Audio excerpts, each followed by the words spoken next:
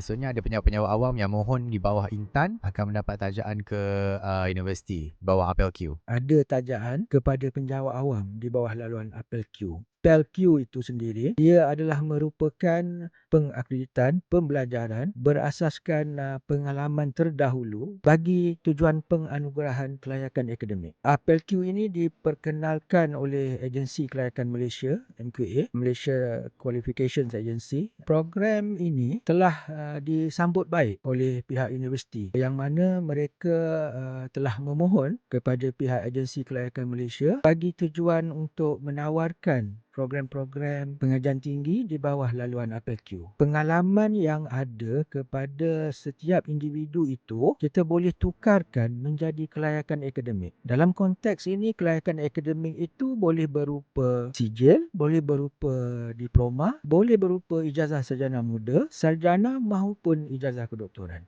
Kalau ikutkan mereka ni tak ada masa.